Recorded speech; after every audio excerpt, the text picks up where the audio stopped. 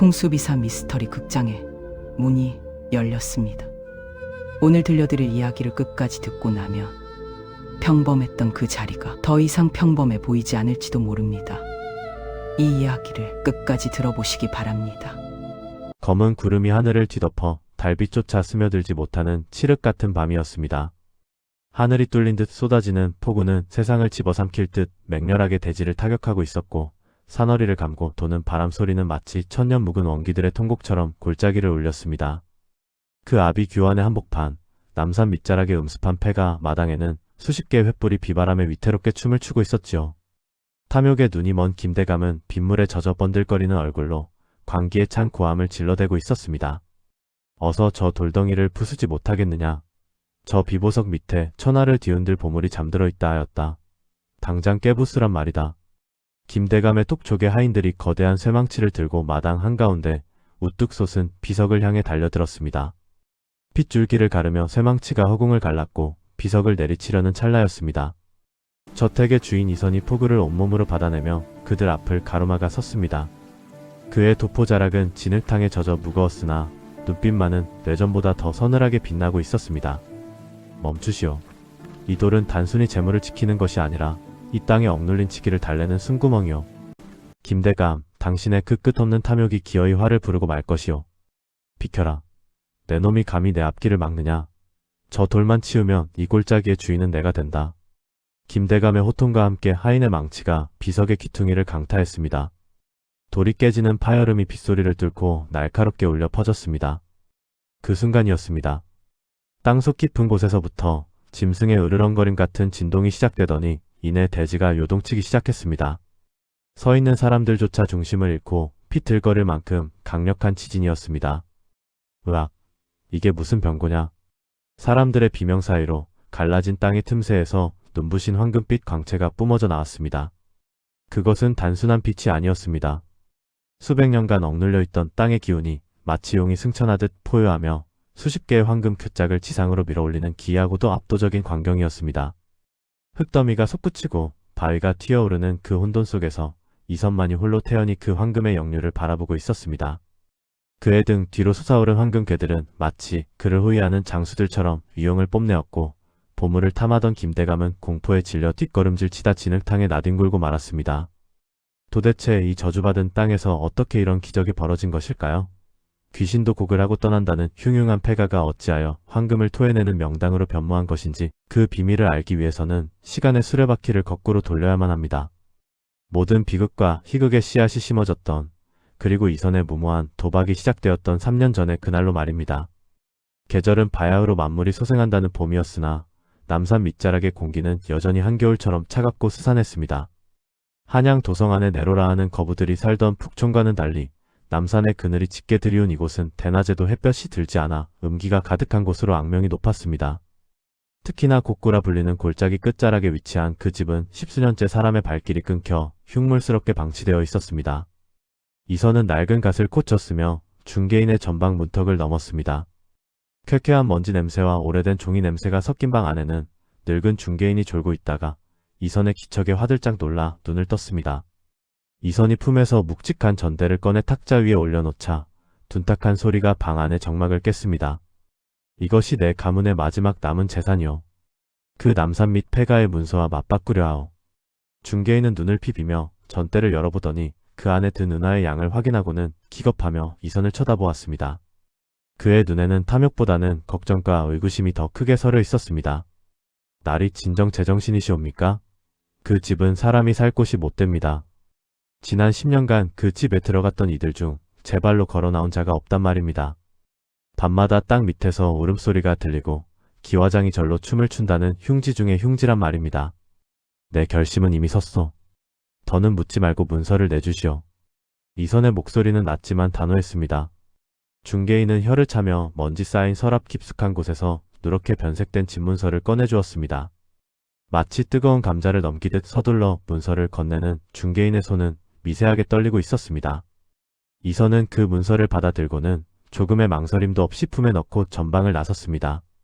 등 뒤에서 중개인이 탄식하며 중얼거리는 소리가 들려왔지만 이선은 걸음을 멈추지 않았습니다. 이선이 향한 곳은 남산의 비탈진 길을 한참이나 올라가야 나오는 외딴 곳이었습니다. 길가에는 자풀이 무성하게 자라 있어 길인지 숲인지 분간하기조차 힘들었고 앙상한 나뭇가지들은 마치 해골의 손가락처럼 하늘을 찌르고 있었습니다.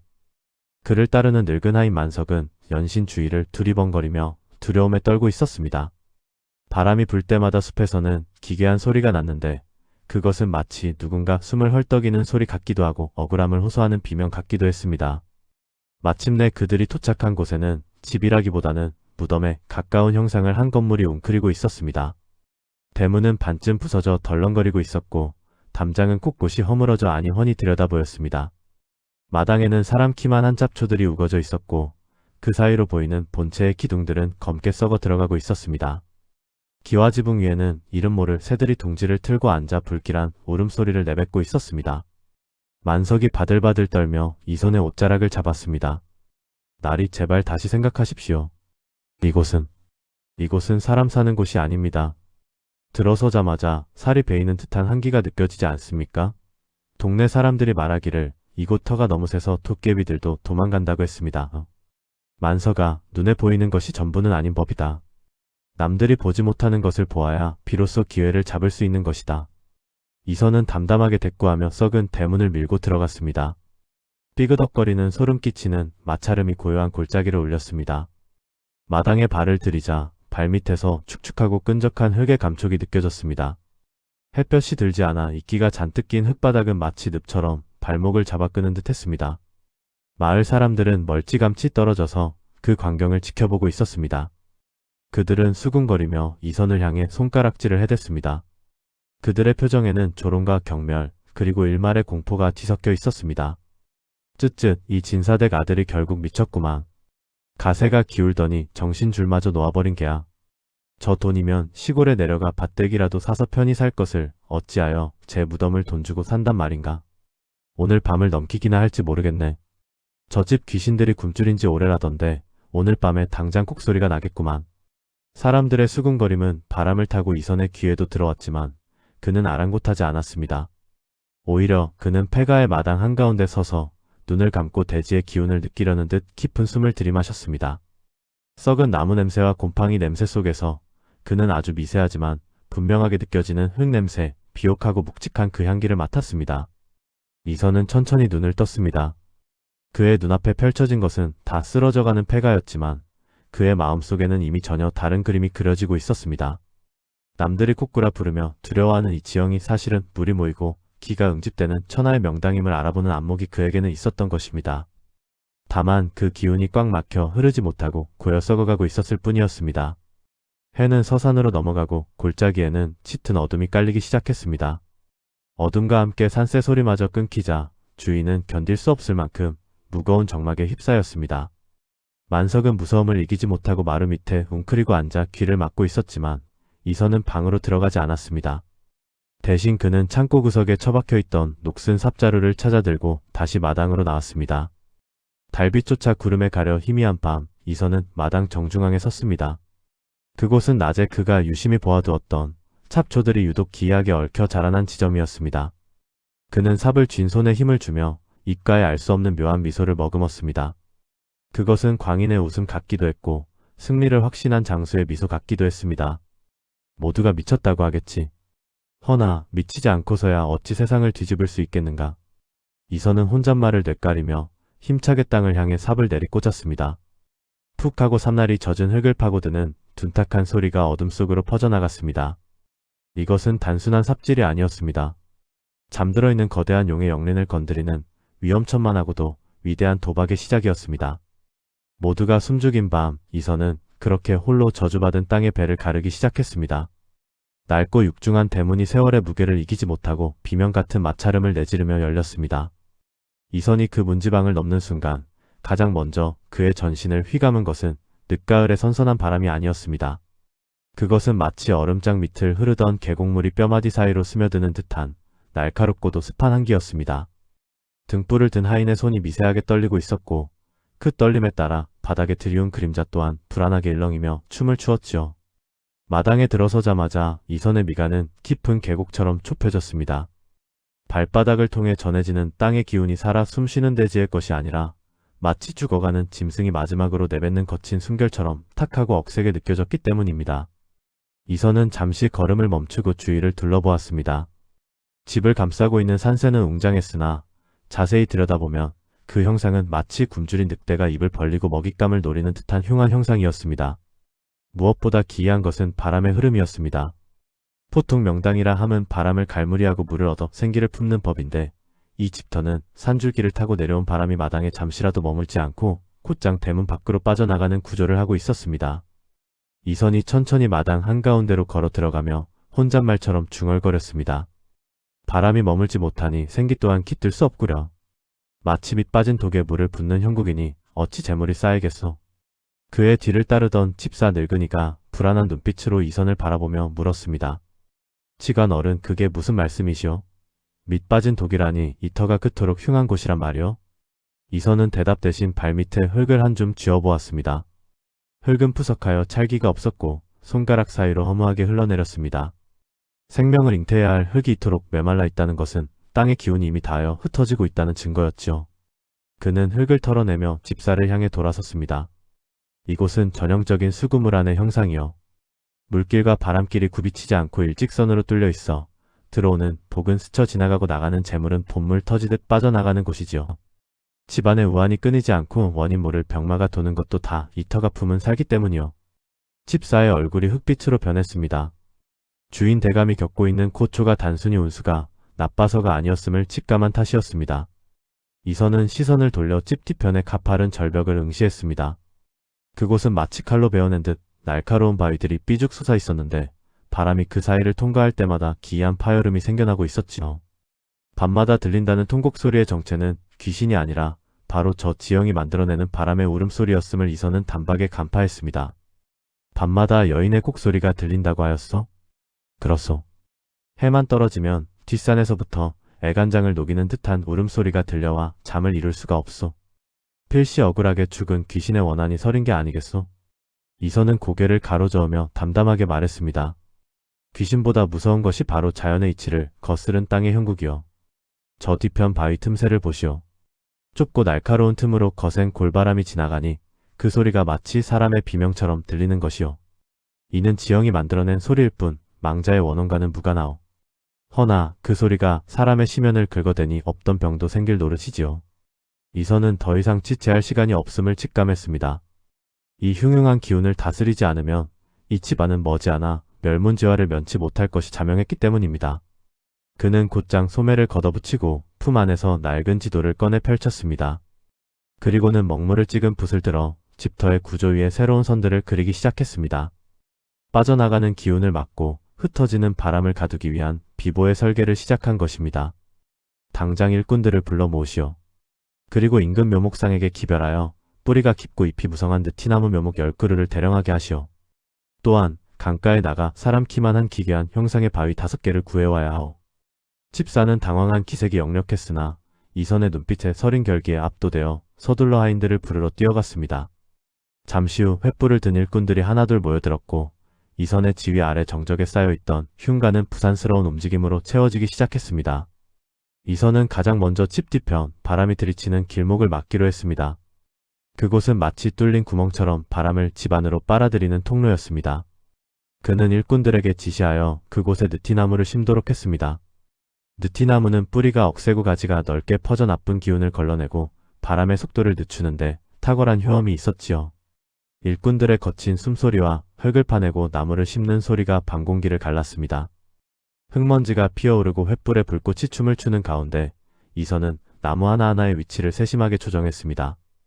나무의 간격을 너무 좁히지 마시오. 바람이 아예 통하지 않으면 오히려 썩은 기운이 고이게 되어 바람이 나무 사이를 굽이쳐 흐르도록 길을 만들어 주어야 하오. 그의 목소리는 낮지만 단호하게 울려 퍼졌습니다. 나무들이 자리를 잡아가자 신기하게도 살을 애는 듯한 칼바람이 한결 부드러워지는 것이 느껴졌습니다. 귓가를 때리던 날카로운 소음도 나뭇잎이 부대끼는 사각거리는 소리로 바뀌어 갔지요.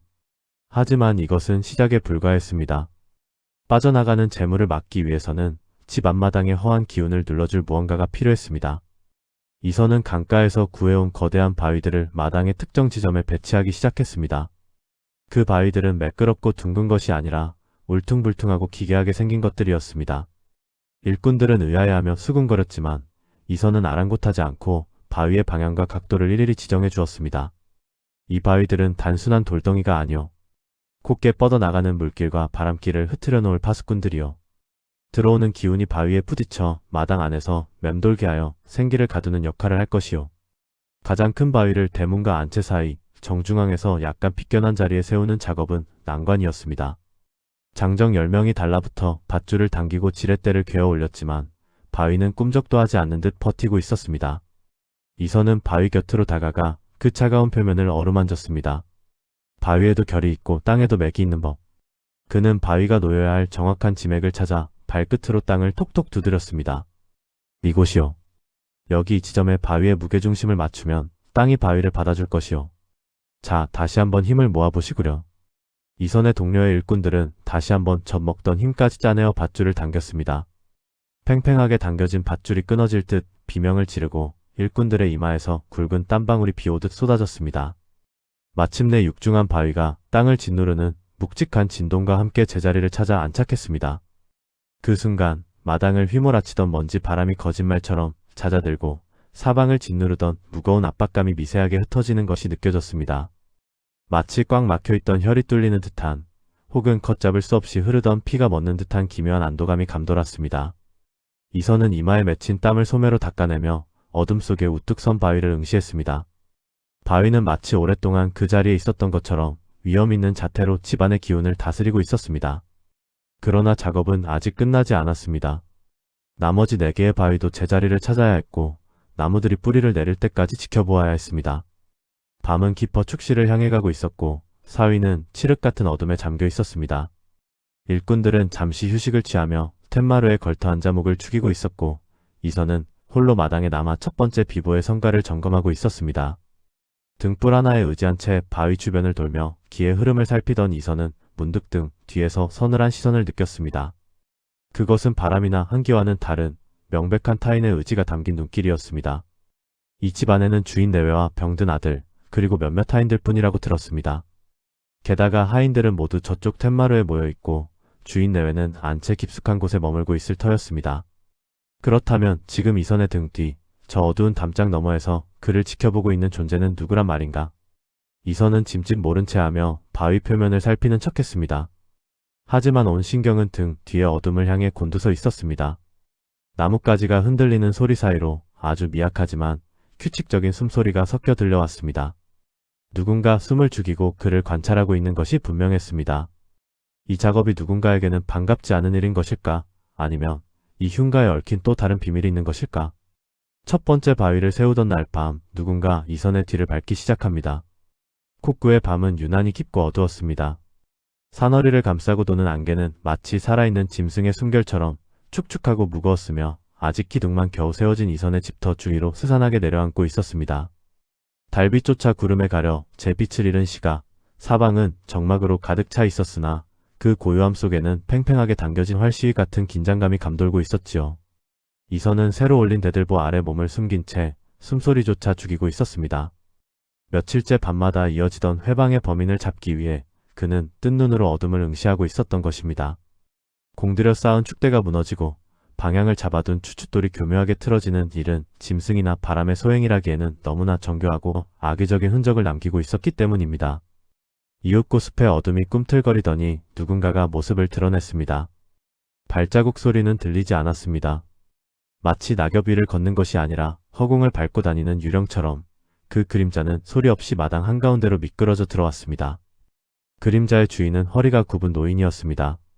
남루한 옷자락이 밤바람에 펄럭였고 그의 손에는 굵은 지팡이 하나가 들려 있었는데 그 지팡이 끝이 바닥을 더듬는 모양새가 어딘가 기이했습니다. 그는 앞을 보지 못하는 듯 했습니다. 눈먼 노인이 위험한 산길을 그것도 한밤중에 아무런 불빛도 없이 찾아왔다는 사실은 등골을 서늘하게 만드는 구석이 있었습니다. 노인은 이선이 낮 동안 꼼꼼하게 다져놓은 남쪽의 혈자리로 다가가더니 품에서 무언가를 꺼내 흙을 파헤치기 시작했습니다. 그 손놀림은 망설임이 없었고 정확히 기의 흐름이 모이는 급소를 노리고 있었습니다. 이선은 더 이상 지체하지 않고 어둠 속에서 걸어 나갔습니다. 그의 발이 마른 흙을 밟으며 자그마한 파열음을 내자 작업에 열중하던 노인의 등이 뻣뻣하게 굳어졌습니다. 하지만 노인은 도망치려 하지 않았습니다. 그저 천천히, 아주 천천히 몸을 돌려 이선이 서 있는 쪽을 향해 고개를 들었을 뿐입니다. 구름 사이로 희미한 달빛이 새어나와 노인의 얼굴을 비추었을 때 이선은 저도 모르게 미간을 찌푸렸습니다. 노인의 두 눈은 눈동자 없이 희뿌연 막으로 덮여 있었고 얼굴의 반쪽은 화상을 입은 듯 흉측하게 일그러져 있었기 때문입니다. 그것은 단순한 상처가 아니라 마치 땅 속에서 뿜어져 나온 열기에 데인 듯한 기괴한 흉터였습니다. 그 손을 멈추시오. 내 집터의 기운을 끊어놓으려는 수작이 도를 넘었어. 이선의 목소리는 낮고 단호했습니다. 그러나 노인은 그 섯을 펄어닐까래도 위축되는 기색 없이 오히려 피 틀린 입술을 열어 신새소리가 나는 목소리로 대꾸했습니다. 집터라니 가당치도 않소. 이곳은 사람이 살 수 있는 땅이 아니오. 산 사람이 들어와서는 안 될 자리에 기둥을 박으려 하니 내가 그 재앙을 막으려 했을 뿐이오. 재앙이라 하였소? 내 눈에는 이곳이 국구의 모든 기운이 모여드는 명당 중의 명당으로 보이는데 당신 눈에는 무엇이 보이기에 그리 험한 말을 쏟아내는 것이오. 이선이 한 걸음 더 다가서자 노인은 지팡이를 들어 이선을 가리켰습니다. 보이지 않는 눈이 정확히 이선의 미간을 향하고 있었습니다. 노가의 이름은 국구 사람들에게 잊혀진 지 오래였으나 이 땅의 흙 한 줌, 바람 한 줄기조차 기억하는 유일한 생존자였습니다. 그는 이 집터에서 3대째 멸문지화를 당하고 쫓겨난 비운의 가문, 그 마지막 후손인 노가였습니다. 젊은 양반, 당신의 눈에는 화려한 산세와 흐르는 물길만 보이겠지. 허나 이 땅 아래에 입을 벌리고 있는 거대한 구멍은 보이지 않는 모양이구려. 이곳은 지맥이 숨을 쉬는 곳이 아니라 지맥이 끊겨 모든 생기를 집어삼키는 구멍, 즉 지맥의 함정이 있는 곳이오. 내 조부도, 내 아비도, 그리고 나 또한 그 구멍을 메우려다 눈을 잃고 가족을 잃었어. 당장 이 공사를 멈추고 떠나시오. 그렇지 않으면 당신 또한 이 붉은 흙의 저주를 피하지 못할 것이오. 노인의 경고는 단순한 협박이 아니었습니다. 그것은 뼈에 사무친 공포와 경험에서 우러나오는 절규에 가까웠습니다. 밤바람이 거세지며 주위의 나무들이 몸을 비틀어대는 소리가 마치 노인의 말을 긍정하듯 요란하게 울려 퍼졌습니다. 보통 사람이라면 그 기세에 눌려 뒷걸음질 쳤을 테지만 이선은 오히려 노인의 앞으로 바짝 다가가 그의 거친 손을 텁썩 잡았습니다. 노인의 손은 얼음장처럼 차가웠고 흑투성이었습니다. 이선의 따뜻한 체온이 노인의 손등을 덮자 노가는 흠칫 놀라며 손을 빼려 했으나 이선은 그 손을 놓아주지 않았습니다. 노인장, 당신의 말이 맞을지도 모르오. 이 땅 아래에는 범인들은 상상조차 할 수 없는 거대한 구멍이 뚫려 있을 테지요. 물을 부어봐야 밑빠진 톡처럼 모든 복이 새어나가는 흉지 중의 흉지 말이오. 이선의 긍정의 노가는 의아한 표정을 지었습니다. 자신이 하려던 말을 상대가 먼저 인정해버리자 말문이 막힌 것입니다. 그러나 이선의 말은 거기서 끝나지 않았습니다. 그의 눈빛은 어둠 속에서도 형형하게 빛나고 있었습니다. 허나 그 구멍이 단순히 복이 새어나가는 하수구가 아니라 땅속 깊은 곳에 잠들어 있는 용이 승천하기 위해 뚫어놓은 숨구멍이라면 이야기가 달라지지 않겠소? 막혀있는 기운은 썩기 마련이나 뚫려있는 구멍은 소통의 통로가 되는 법이오. 나는 그 구멍을 메우러 온 것이 아니라 그 구멍을 통해 지맥의 흐름을 역류시켜 천하의 재물을 이곳으로 끌어당길 생각이오. 노가는 숨을 멈추었습니다. 평생을 이 땅의 저주에 짓눌려 살아온 그에게 이선의 말은 마치 천둥소리처럼 뇌리를 때렸습니다. 땅의 결함을 고치는 것이 아니라 그 결함마저 이용하여 판을 뒤집겠다는 발상. 그것은 과거 당대 최고의 직관이었던 자신의 조상조차 감히 품지 못했던 오만하고도 경이로운 해석이었습니다. 노가는 떨리는 손으로 이선의 소나기에서 자신의 손을 빼냈습니다. 그리고는 낡은 저고리 안주머니 깊숙한 곳으로 손을 집어넣었습니다. 자네, 정말로 그 구멍을 다스릴 자신이 있다는 말이오? 인간의 힘으로는 닿지 않는 그 깊은 어둠을 말이오. 자신이 없다면 내 전 재산을 털어 이 폐가나 다름없는 땅을 샀겠소? 나를 믿으시오. 당신이 잃어버린 가문의 명예, 그리고 당신의 눈을 멀게 한 그 원통함까지 내가 이 집을 통해 씻어드리리다. 이선의 목소리에는 거부할 수 없는 확신이 담겨 있었습니다. 노가는 한참 동안 입술을 달싹거리다 마침내 결심한 듯 품속에서 붉은 봉투 하나를 꺼내 들었습니다. 세월의 때가 묻어 검붉게 변해버린 종이 봉투였습니다. 노가의 손끝이 미세하게 떨리고 있었습니다. 그것은 그가 평생 누구에게도 보여주지 않고 지켜온, 아니 지켜야만 했던 저주이자 유산이었습니다. 이것은 내 조부께서 돌아가시기 직전에 남기신 것이요. 이 땅의 지맥을 연구하던 조부께서 마지막으로 남긴 필기이자 우리 가문을 파멸로 몰고 간 금단의 지도라오. 나는 차마 무서워 열어보지도 못하고 평생을 품고만 살았소. 허나 자네가 말하는 그 기기가 정말로 존재한다면 이 봉투 안에 그 해법이 들어있을지도 모르겠구려. 노가는 붉은 봉투를 이선에게 건넸습니다. 봉투를 받아든 이선의 손에도 묵직한 긴장감이 전해졌습니다. 봉투는 마치 그 자체가 뜨거운 열기를 품고 있는 듯 미지근했습니다. 밤바람이 잦아들고 주변의 공기가 무겁게 가라앉았습니다. 마치 이 땅에 깃든 모든 영혼들이 이 순간을 지켜보고 있는 듯한 기분이 들었습니다. 이선은 조심스럽게 봉투의 입구를 봉하고 있는 낡은 끈을 풀었습니다. 종이가 바스락거리는 소리가 유난히 크게 고막을 울렸습니다. 봉투 안에서 나온 것은 얇은 양피지 한 장이었습니다. 달빛에 비추어 드러난 그림은 일반적인 지형도가 아니었습니다. 그것은 국구의 산새가 아니라 땅속을 흐르는 거대한 힘의 줄기를 붉은 먹으로 그려낸 기괴하고도 아름다운 형상이었습니다. 그리고 그 그림의 한가운데 이선이 집을 짓고 있는 바로 그 자리에 검은 점 하나가 찍혀 있었고 그 점을 중심으로 수많은 선들이 소용돌이치며 뻗어나가고 있었습니다. 이선은 숨을 삼켰습니다. 그의 예상이 맞았습니다. 하지만 그가 생각했던 것보다 훨씬 더 거대하고 위험한 비밀이 그 종이 안에 담겨 있었습니다. 봉투 안에는 국구의 지맥을 완전히 뒤집을 마지막 퍼즐 조각이 그려져 있었습니다. 밤사이 내린 서리는 마치 하얀 소금 가루처럼 온 세상을 뒤덮고 있었으나 유독 이선의 집 마당만큼은 훈훈한 기운이 감돌고 있었습니다. 비보를 위해 세운 바위 곁으로 심어둔 앙상했던 묘목은 하룻밤 사이에 기적처럼 잎을 틔우더니 해가 중천에 뜨기도 전에 어른의 허리춤만큼이나 굵어지며 푸른 그늘을 들이우기 시작했지요. 이는 실로 기이하고도 경이로운 광경이라 담장 너머로 이를 훔쳐보던 마을 사람들의 입에서는 탄성이 흘러나오지 않을 수 없었습니다. 메마르고 갈라졌던 땅은 어느새 검고 기름진 흙으로 변모하여 밟으면 푹신하게 발이 잠길 정도로 생기가 넘쳐 흘렀으니 그야말로 죽어가던 폐가가 명당의 혈자리로 탈바꿈한 것이었습니다. 이선은 마당 한가운데 우뚝 솟은 비보석을 어루만지며 깊은 안도의 숨을 내쉬었습니다. 거친 돌 표면에서는 따스한 온기가 배어나와 손바닥을 타고 전신으로 퍼져나갔고 그 온기는 지난밤의 고단함과 불안을 씻어내기에 충분했지요. 그러나 호사다마라 하였던가요? 좋은 일에는 을에 막아 끼기 마련인 법입니다. 평화롭던 마당의 정적을 깬 것은 대문을 거칠게 두드리는 소리가 아니라 담장 밖에서부터 들려오는 위압적이고도 불길한 징소리와 수십 명의 군졸이 발을 맞추어 걷는 둔탁한 진동이었습니다. 땅바닥에 깔린 작은 돌멩이들이 미세하게 떨릴 만큼 그 기세는 흉흉하기 그지없었습니다.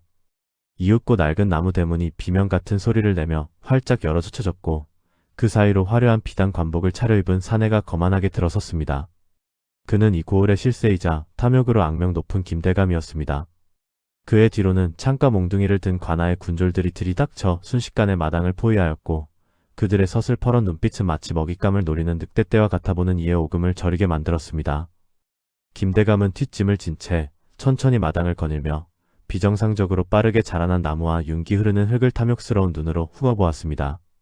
그의 눈동자는 명당의 기운을 감지하자마자 소유욕으로 번들거렸으나 이내 표정을 바꾸어 엄숙하고도 위압적인 얼굴로 이선을 노려보았습니다. 내 놈이 이선이라는 자인가? 김대감의 목소리는 낮았으나 묵직한 쇳소리가 섞여 있어 듣는 이의 심장을 옥죄어 왔습니다. 이선은 당황한 기색을 감추고 정중히 허리를 숙여 예를 갖추었으나 그의 눈빛만은 흔들림 없이 김대감을 직시하고 있었지요. 그러하오. 소인이 이선이오만 어찌하여 관아의 군사들까지 대동하고 이 누추한 곳을 찾으셨소? 이선의 물음에 김대감은 코웃음을 치며 수염을 쓸어내렸습니다.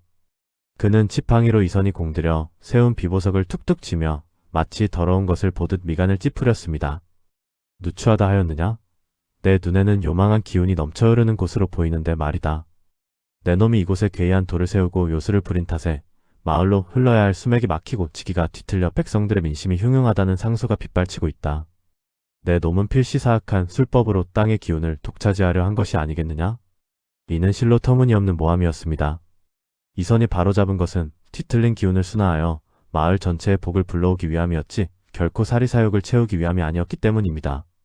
그러나 권력을 쥔 자의 입에서 나오는 말은 곧 법이요 진실로 둔갑하는 세상이었습니다. 김대감은 이미 이 명당 자리를 빼앗기로 작정하고 덤벼든 것이 분명했습니다. 대감 말씀이 지나치시오. 이 돌은 흉한 기운을 누르고 부족한 것을 채우기 위해 세운 비보일 뿐 수맥을 막거나 민심을 어지럽히는 짓은 결코 하지 않았소. 오히려 보시오. 말라 죽어가던 나무가 되살아나고 땅이 기름지게 변하지 않았소. 이는 마을 전체의 길한 징조가 될 것이오.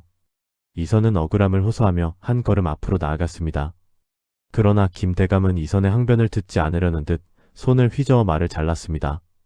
그의 얼굴에는 비릿한 조소가 떠올랐지요.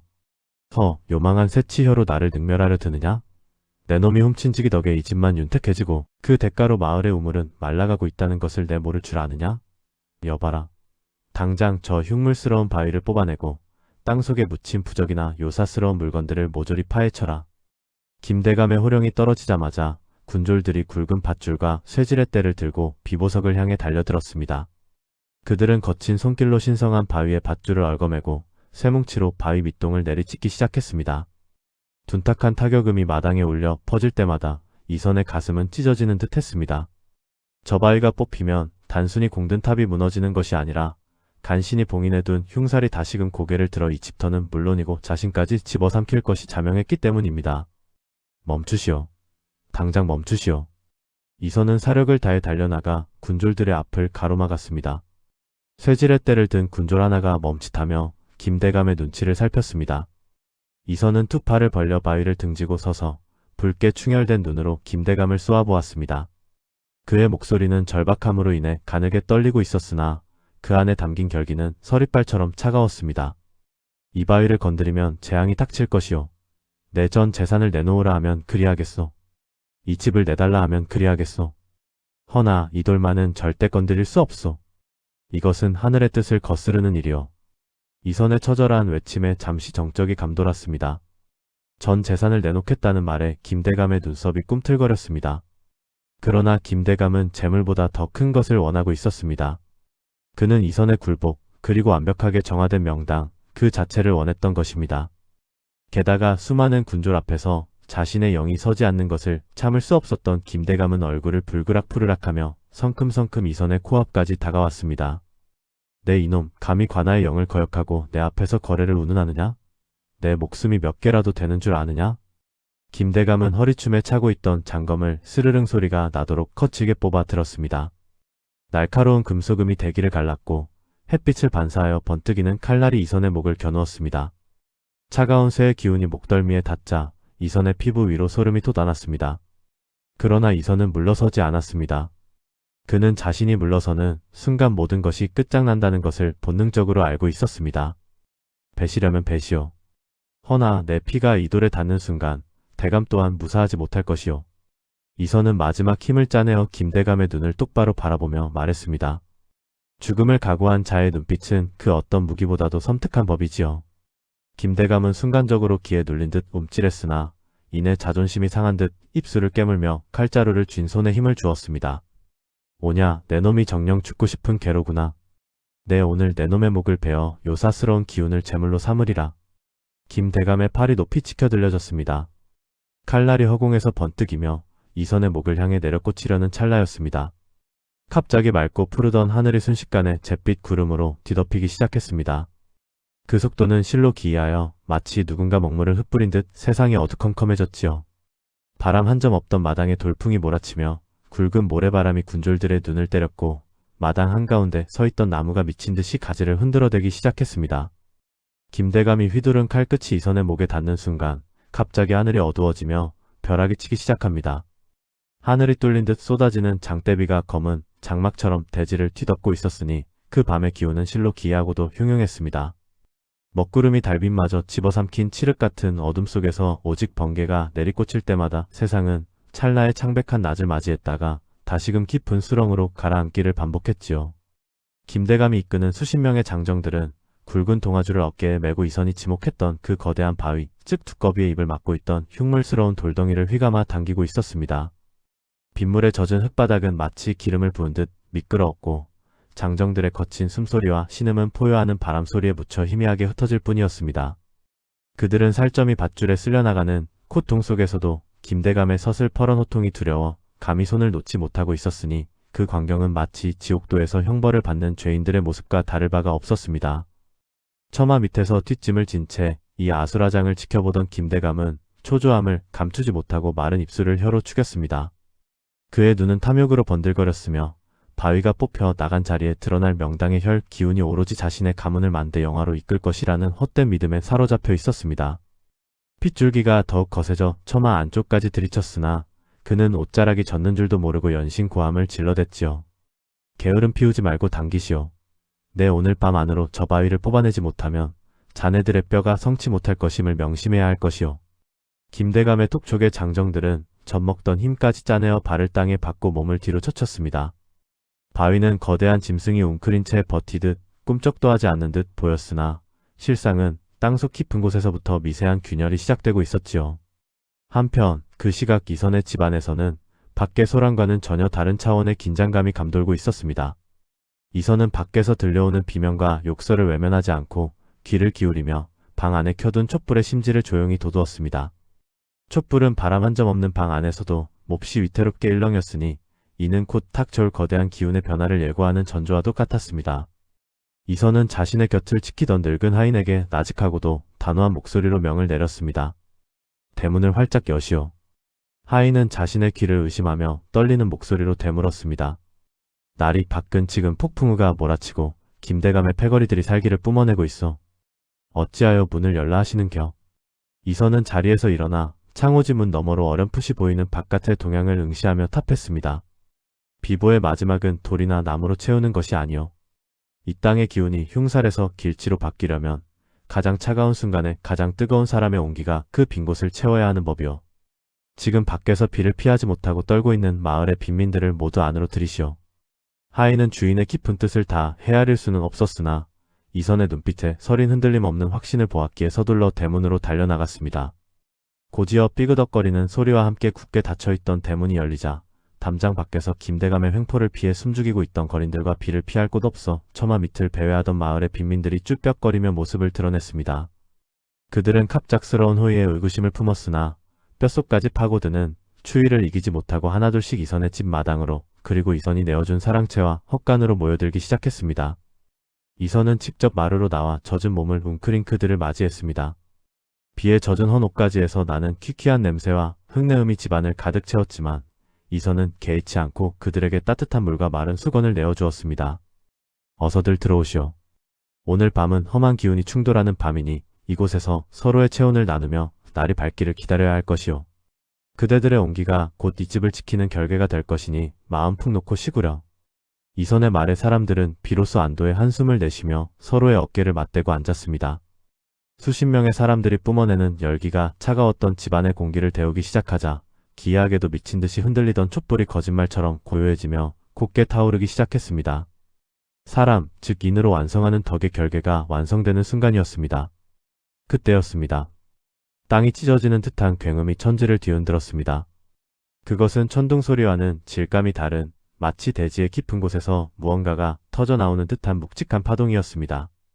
집 안에 있던 사람들은 소스라치게 놀라며 서로를 끌어안았고 이선은 직감적으로 때가 되었음을 알았습니다. 드디어 막혀있던 혈이 터졌구려.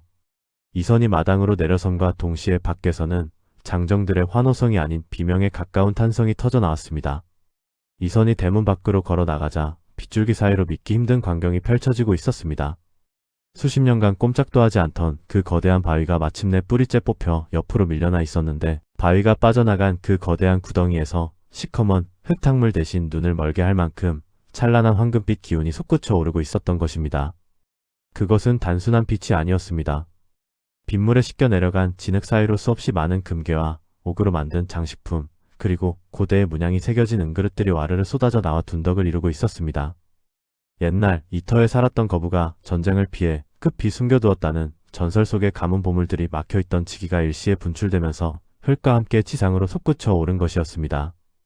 번개가 칠 때마다 그 보물들은 번쩍이며 흉흉한 밤을 화려하게 수놓았습니다. 그 광경을 본 김대감은 일순간 숨을 멈추었습니다. 그의 눈동자는 더 이상 이성적인 인간의 것이 아니었습니다. 그는 자신이 양반이라는 체면도 쏟아지는 폭우의 차가움도 모두 잊은 채 오로지 눈앞의 황금산을 향해 짐승처럼 달려들었습니다. 저것이 다 내 것이다. 내 땅에서 나온 것이니 모두가 내 것이야. 손대지 마라. 누구도 손대지 마시오. 김대감은 비단신이 벗겨지는 것도 모른 채 진흙탕을 기어가며 금괴를 향해 손을 뻗었습니다. 그러나 탐욕의 눈이 먼 자의 발걸음이 온전할 리 없었습니다. 그는 바위가 뽑혀 나가며 만들어진 깊은 웅덩이 가장자리에 무른 흙을 밟았고 중심을 잃은 몸은 볼품없이 허공을 갈랐습니다. 철퍼덕거리는 소리와 함께 김대감은 쏟아져 나온 보물들과 뒤섞인 시커먼 진흙탕 속에 얼굴을 처박고 말았습니다. 그가 그토록 갈망하던 황금 덩어리들이 그의 몸을 짓눌렀고 입과 코로는 흙탕물이 밀려 들어갔습니다. 허우적거리며 고개를 쳐든 그의 얼굴은 진흙 범벅이 되어 더 이상 위험 있는 대감의 형상이 아니었으며 금괴 하나를 손에 쥐고 놓지 않으려는 그 모습은 추악하기 그지없었습니다.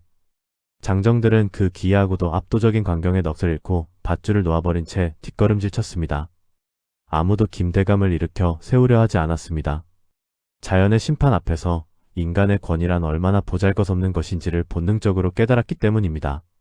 이선은 쏟아지는 비를 그대로 맞으며 그들 앞으로 천천히 걸어 나갔습니다. 그의 옷자락은 비에 젖어 무거웠으나 그의 발걸음은 그 어느 때보다 가볍고 당당했습니다. 진흙탕 속의 뒹구는 김대감과 그 뒤에서 두려움에 떨고 있는 장정들, 그리고 집안에서 나와 이 광경을 지켜보는 빈민들을 향해 이선이 입을 열었습니다. 그의 목소리는 빗소리를 뚫고 명징하게 울려 퍼졌습니다. 보시오. 땅은 주인을 스스로 선택한다 하였소. 억지로 기운을 취하려던 자는 진흙 속에 묻히고 덕으로 사람을 품은 자에게는 하늘이 길을 열어주었소. 이 보물들은 김대감의 탐욕이 불러낸 것이나 이제 이 땅의 기운은 만인을 위해 쓰여야 할 것이오. 오늘 밤 이 황금 요람은 특정인의 것이 아니라 굶주리고 헐벗은 이들을 위한 기반이 될 것임을 내 선포하오.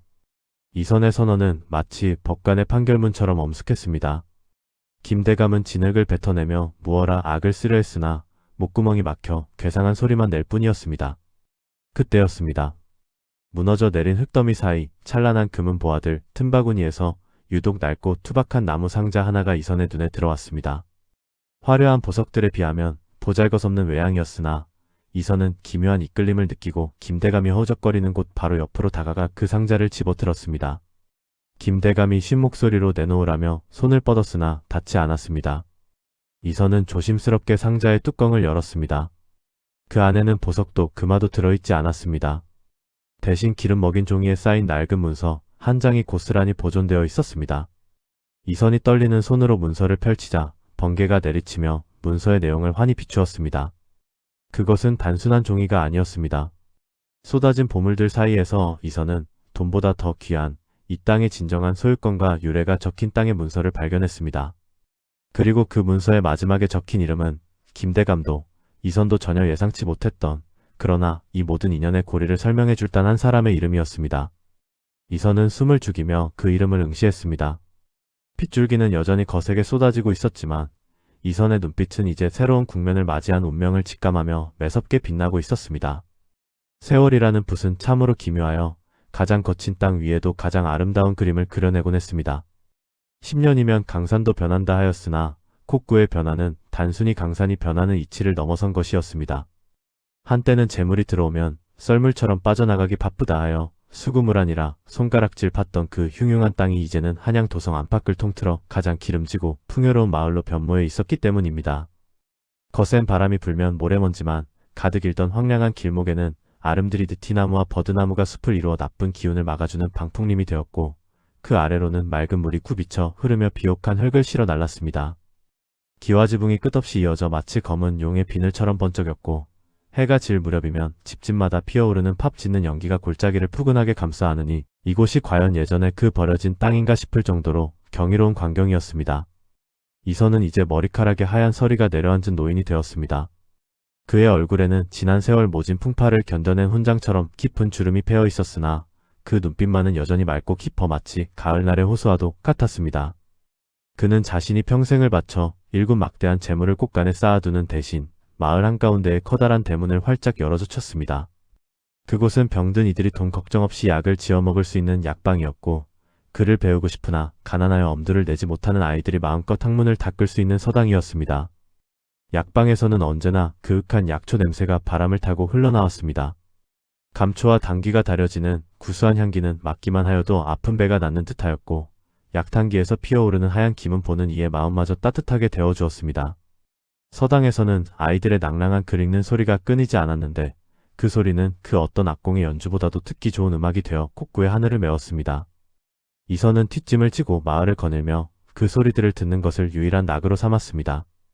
그의 발걸음이 닿는 곳마다 주민들은 허리를 깊이 숙여 존경을 표했으나 그는 그저 빙그레 웃으며 손을 저을 뿐이었습니다.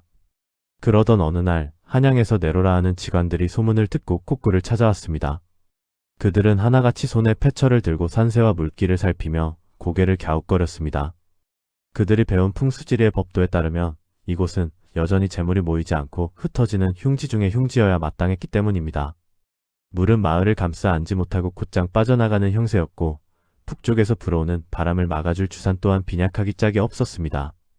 그러나 눈앞에 펼쳐진 광경은 황금 요람이라 불러도 손색이 없을 만큼 부유하고 평화로웠으니 직관들은 자신의 눈과 학식을 의심하며 웅성거릴 수밖에 없었습니다. 젊고 기세 등등한 한 직관이 이선을 찾아와 따지듯 물었습니다. 그는 자신의 학문적 자존심의 상처라도 입은 듯 얼굴이 붉게 상기되어 있었습니다. 어르신, 소생이 아무리 보아도 이곳은 수구가 열려있어 재물이 머물 수 없는 땅이요. 헌데 어찌하여 이토록 마을이 번성하고 댁내의 재물이 마르지 않는단 말이오? 혹 우리가 모르는 빅이라도 써서 땅의 기운을 억지로 비틀어 놓은 것은 아니오? 이선은 그 젊은 직관을 사랑채로 정중히 모셨습니다. 방 안에는 은은한 차 향기가 감돌았고 창호지 문을 통해 들어오는 햇살이 방바닥을 따스하게 비추고 있었습니다. 이선은 끓는 물을 다관에 천천히 부으며 찻잎이 우러나기를 기다렸습니다. 물 따르는 소리가 조용한 방 안에 청아하게 울려 퍼졌고 찻잔 위로 피어오르는 김이 두 사람 사이의 어색한 공기를 부드럽게 어루만졌습니다. 이선은 잘 우러난 차를 직관의 앞에 내려놓으며 온화한 미소를 지어 보였습니다. 차 한 잔 드시구려. 먼 길 오느라 목이 마를 터이니 천천히 향을 음미하며 드시오. 직관은 찻잔을 들어 입으로 가져갔으나 여전히 의구심 가득한 눈초리를 거두지 않았습니다. 이선은 자신의 찻잔을 들어 입술을 적신 뒤 창밖으로 보이는 뜰의 늙은 소나무를 바라보며 입을 열었습니다. 그의 목소리는 낮았으나 힘이 있어 마치 오래된 종소리처럼 듣는 이의 가슴을 울렸습니다. 그대들이 말하는 풍수란 무엇이오? 바람을 가두고 물을 얻는 것이라 들었소. 허나 그 바람과 물이 과연 흙과 돌로만 다스려지는 것이겠소? 그야 당연한 이치 아니오? 산의 맥을 살피고 물의 흐름을 읽어 기가 뭉치는 곳을 찾는 것이 직관의 일이오. 형세가 흉하면 사람 또한 흉해지는 법이라 배웠소.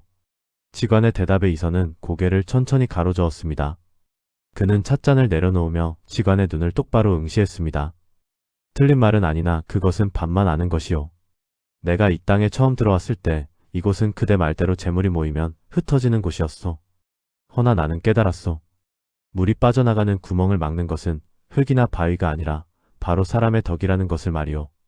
이선은 잠시 말을 멈추고 숨을 고르더니 다시금 차분한 어조로 말을 이었습니다. 재물이란 본래 물과 같아서 고이면 썩고 흐르면 맑아지는 법이오. 수구물아니라 하여 재물이 빠져나가는 것을 두려워할 것이 아니라 오히려 그 빠져나가는 길목에 가난한 이웃을 위한 다리를 놓고 배고픈 이를 위한 밥상을 차리면 되는 것이오. 내 곳간에서 나간 재물은 사라지는 것이 아니라 사람들의 감사와 웃음이 되어 다시 이 마을로 돌아옵니다. 그것이 바로 보이지 않는 댐이 되어 더 큰 복을 가두는 것이지요. 직관은 이선의 말에 말문이 막힌 듯 멍하니 그를 바라보았습니다. 패철의 바늘이 가리키는 방위만을 쫓던 그에게 사람의 마음이 지형을 바꾼다는 이치는 실로 충격적인 가르침이었습니다. 이선은 굳어있는 직관의 손을 덮으며 따뜻하게 말을 맺었습니다. 땅이 사람을 품는 것이 아니라 사람이 땅을 품는 것이오. 흉지라 하여 버릴 것이 아니고 길지라 하여 자만할 것이 아니오. 사는 사람이 어질게 베풀고 욕심을 비우면 그곳이 곧 천하의 명당이 되는 것 아니겠소? 이 마을을 보시오. 저 아이들의 그리는 소리와 이웃 간의 오가는 정이 바로 이 땅을 흐르는 가장 맑은 물줄기요. 직관은 비로소 깨달음을 얻은 듯 자리에서 일어나 이선에게 깊이 허리를 숙여 절을 올렸습니다. 그는 자신이 들고 있던 패처를 주머니 깊숙이 집어넣으며 부끄러움과 존경이 뒤섞인 목소리로 말했습니다. 소생이 책 속의 글자에만 매달려 참된 이치를 보지 못하였소. 어르신의 말씀이 곧 살아있는 풍수요. 이 마을이 바로 그 증자이니 더 이상 드릴 말씀이 없소이다. 오늘 배운 가르침을 평생 가슴에 새기겠소. 직관들이 모두 돌아가고 해가 뉘엿뉘엿 서산으로 넘어갈 무렵 이선은 오래된 벗이자 충직한 하인인 노가와 함께 마을 언덕 위에 있는 정자에 올랐습니다. 노가 역시 세월을 비켜가지 못해 허리가 굽고 머리가 휘었으나 주인을 따르는 마음만은 변함이 없었습니다. 두 노인은 나란히 앉아 발 아래 펼쳐진 풍경을 내려다보았습니다. 붉게 타오르는 노을이 마을 전체를 황금빛으로 물들이고 있었습니다. 집집마다 켜진 등불이 하나둘씩 밤의 어둠을 밝히기 시작하니 마치 땅 위에 별들이 내려앉은 듯 찬란했습니다.